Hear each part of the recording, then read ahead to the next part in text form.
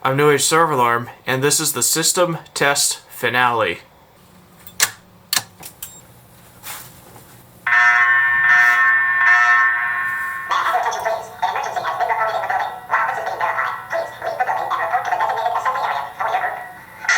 Part 1. So, this system has gone through a lot of changes. Very substantial. Just about everything about the system has been changed, and only a few of the devices, primarily only the smoke detectors, have not changed location. That's why I normally don't start pointing at a smoke detector, but this time I am. I plan to be moving out of this house within the next couple of years. I don't know when, could be soon, could be in a little while. But I wanted to leave a system in this house that takes function over form substantially. As in, if what it does is more important than what it looks like. So, it now does fire, security, and environmental. And it's been simplified that it no longer has pulse stations, and it no longer has horn strobes or speaker strobes. As you can see, there's nothing there now. And like I said, the reason I did this is because this is something I want to leave in my parents' house for them to have, for them to actually use. So, now let's begin the tour of the system. In the hallway, I've got the carbon monoxide detector. I've got the same smoke detector as always. And now I've got a Honeywell, well now it's Resido, ceiling mounted flush speaker. Same smoke detector in my parents' bedroom. In the kitchen, I've got a Chemtronics heat detector.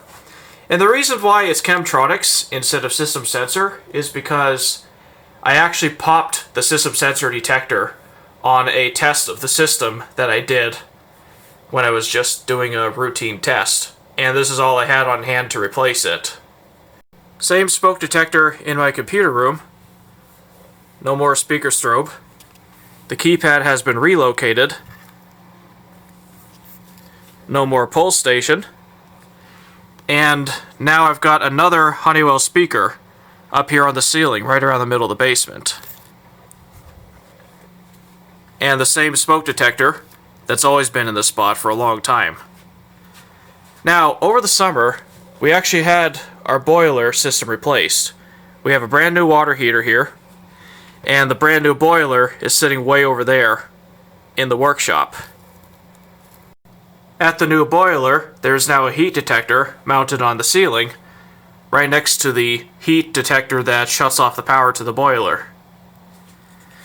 Down here at the bottom, I have relocated the carbon monoxide detector, and that blank box right there is for a future device that will be seen in part 2. And the only reason I don't have it yet is because I haven't actually bought it yet. So, you know, money and stuff. Now, for the first of a couple of sensors that's new to the system, that's really more function than form. This right here is a water flood sensor. And this basically detects if any of these two discharge pipes spills water all over the floor from a problem with the boiler. And I'll be demonstrating this later on in the video. Here on the floor next to the water heater, I've got another water flood sensor right down there. And now for the moment you've all been waiting for.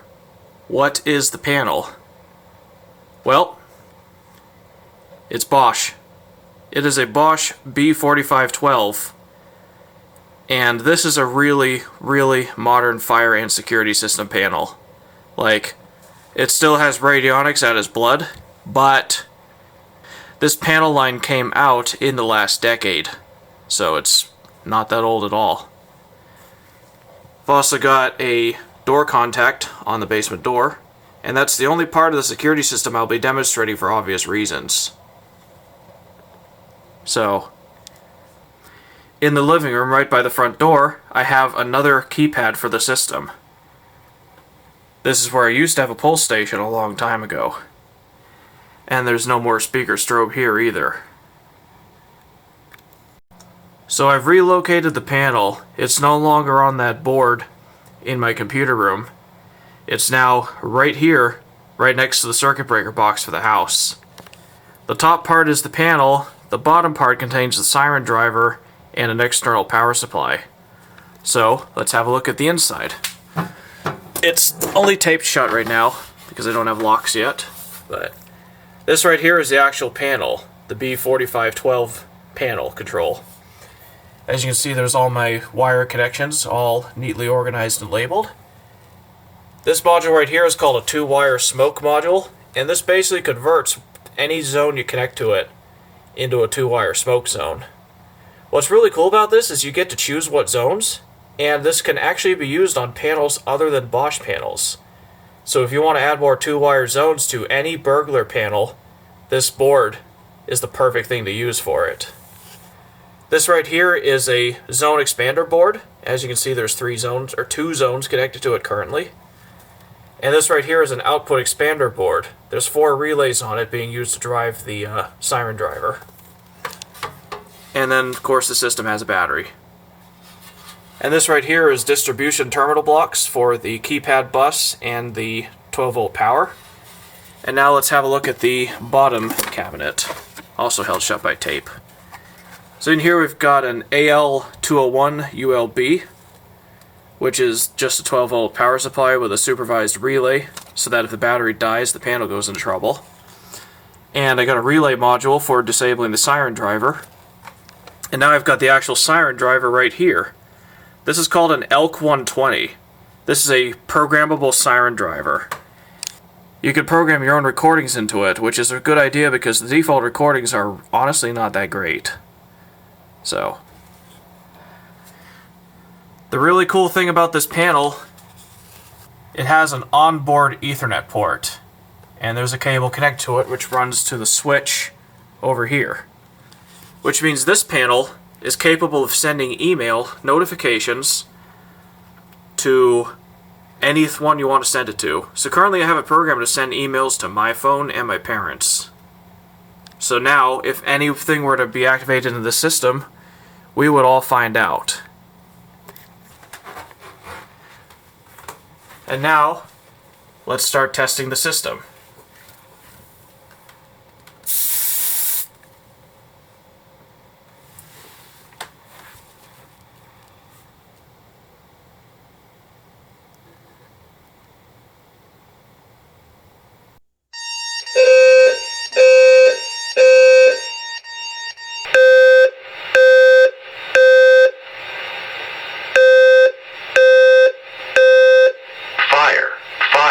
Evacuate immediately.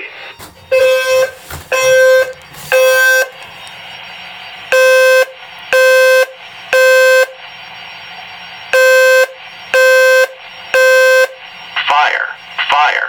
Evacuate immediately. Okay, so now let's go ahead and silence the system by entering the code. And pressing enter. Now, I have temporarily changed my code to 1234, but that's not what my code actually is.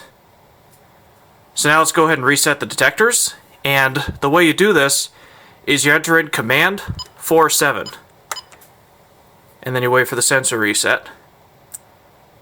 Or, I have programmed a function key to make this a little bit easier for my parents to use, so you can hold this down and do the same thing.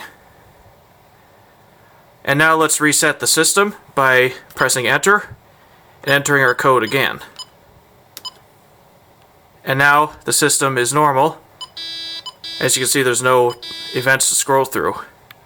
So now we'll test the carbon monoxide detector in the basement. So these detectors can actually be tested with canned carbon monoxide, but you have to push the test switch first to put it into a test mode before you can do that. So first we'll hold down the test switch. Carbon monoxide detected. Evacuate immediately. Carbon monoxide detected. Evacuate And then we'll silence the alarm. Carbon monoxide. Alright, so now the blinking light on the detector means we can spray our carbon monoxide gas into the sensor. Carbon monoxide detected. Evacuate immediately. Now we will do a demonstration of the security portion of the system. So most systems in the industry you'll be familiar with the terms such as away and stay, sometimes referred to as home and away. Radionics and Bosch have always used the terms all and part. All meaning away, where all your sensors are turned on, and part meaning stay, where only your perimeter sensors are turned on. So there's a couple of methods you could choose to arm this system. Historically, with radionics, you would press command and enter the command for the one you want. So, all on is 1. All on instant is 11. Part on instant is 2. And for some reason, part on is 3. You would have thought that part on would have been 2 and part on instant would have been 2, but this was how they decided to design it way back in the 1980s or whenever with the first radionics panel. So that's the traditional way you would arm one of these systems, and they kept that feature in there for backwards compatibility and familiarity. Now, with these new style keypads, they've added the shortcut keys here, so you can press all or part, and these only do delay. If you want instant, you have to use command and enter in the appropriate code. But what's really nice about command on these panels, compared to the older ones, is you have a menu you can scroll through that shows you all the possible commands the system has. So, for all and delay, you can either press command 1, you can press the all button, or just enter your code. Part delay, you can press this or press command 2. Then if you want instant for either of those, your only option is press command 11 or command 3. So, let's go ahead and arm this as all delay. So now, if I don't open the door, the system will change itself to part delay because it realized that no one has left. I think they refer to this as exit failure. So now I'll open the door as if I'm leaving. So now let's pretend I forgot something I need to come back in. As you can see, the exit delay restarts and gives me another 30 seconds to leave. This is a feature that can be turned on. It's not on by default. So now if we open the door one more time, we don't get any more restarts. As you can see, no more restarts.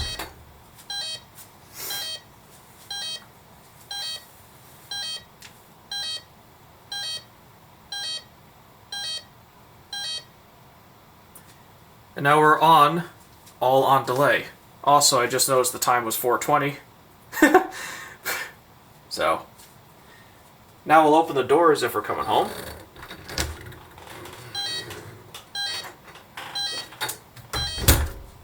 And we'll enter in our code.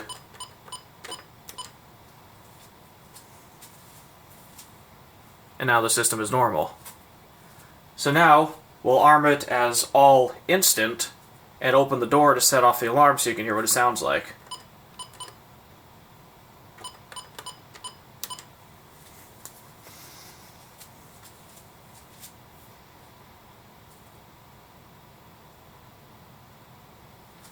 Alright, here goes. Intruder, you have entered a restricted area. The authorities are responding. Leave immediately. There. Now I've silenced the alarm. So we have one alarm on the screen, and now all we need to do is reset the panel. So we press enter, and sometimes we have to enter the code to reset, sometimes we don't. It's a little weird.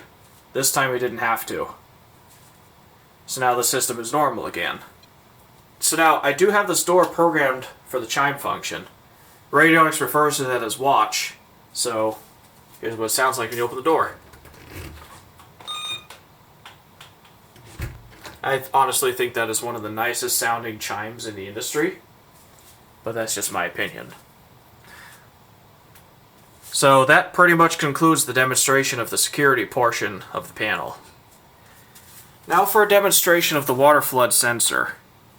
So the actual sensor is mounted to the back side of this little plastic plate that I 3D printed. That way it can sit in the gap underneath the plywood panel that the new boiler system is mounted on, and stay out of the way to minimize accidental damage to it.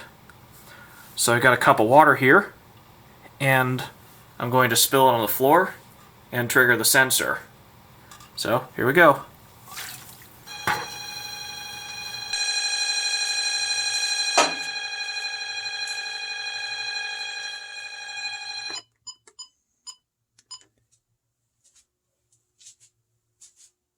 Now the sensor will stay tripped until it dries off, so we can't actually reset the panel yet.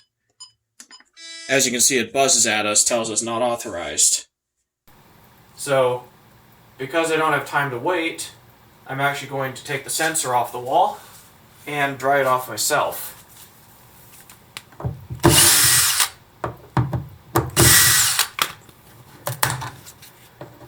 There we go.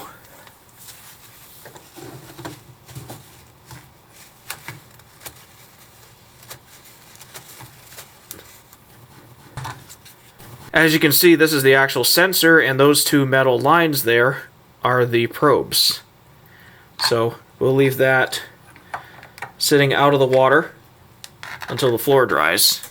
Then I'll put it back in place. And the boiler just turned on. So now the panel is reset. This zone automatically resets, so you don't actually have to reset the panel. So one thing that I don't like about these panels is there isn't a way to disable any outputs, which means if you need to do a silent test, you have to pull wires.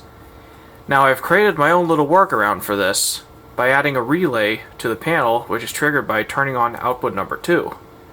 This also trips one of the zones on the panel, which creates a trouble status, and also turns on an LED on the front of the cabinet containing the siren driver.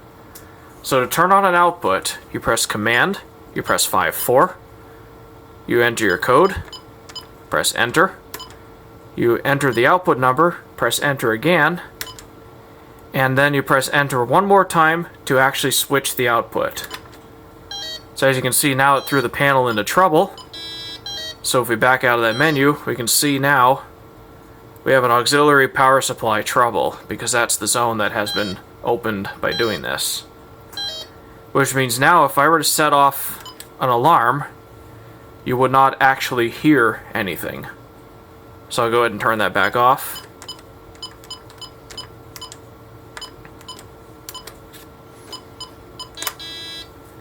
And now we'll just reset the trouble by pressing Enter, or to clear the trouble, entering our code. And now the panel's normal again. So that concludes part 1 of the system test finale. I thank you all for watching, and I hope you enjoyed this very complicated, but also very simple system. So, have a great day everybody, and leave a like and comment. And please no angry comments. Goodbye!